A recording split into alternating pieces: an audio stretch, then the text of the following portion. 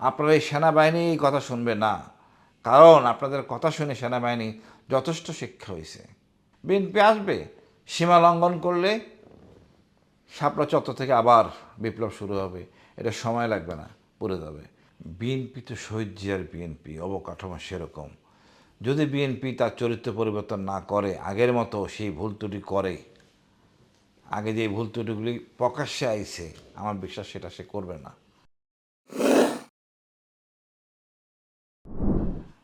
তারেক জিয়া দীর্ঘদিন বিদেশে ছিলেন, ইচ্ছে তো ছিলেন না, অনিচ্ছা সত্ত্বে ছিলেন।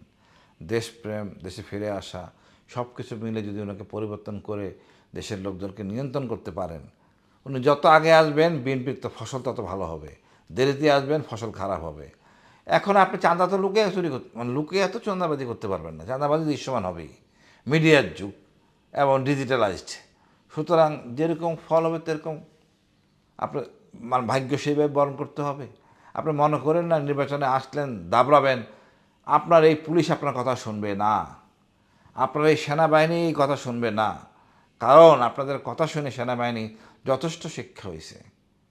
এখনও বিচার শুরু হয়নি, আর অনেক বাকি রয়ে গেছে। এরা কারা? রাজনীতিবিদ থেকে শুনছে। সেম বিএনপির কথাও পুলিশ শুনবে না, পুলিশেরও শিক্ষা হয়েছে, আইজিপির হাতে হ্যান্ড করা লাগছে। তো ওই কলামোলা বাদ, আপনার নিজ যোগ্যতা দিয়ে আপনাকে আসতে হবে, নিজ যোগ্যতা ফসল দিয়ে আপনাকে আসতে হবে। বিএনপি আসবে, সীমা লঙ্ঘন করলে শাপলা চত্বর থেকে আবার বিপ্লব শুরু হবে। এটা সময় লাগবে না, পড়ে যাবে। তবে আমি মনে করি প্রেশার গ্রুপ থাকতে হবে বিএনপিকে দেখাই দেওয়ার জন্য, এই ভুলটা তুমি করতেছো।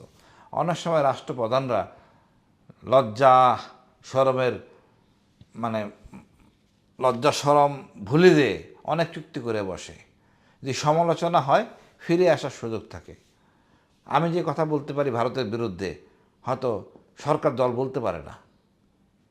আমার কথাটাকে তারা ধরে তখন বলতে পারে, দেখেন জনগণ এটা চায় না।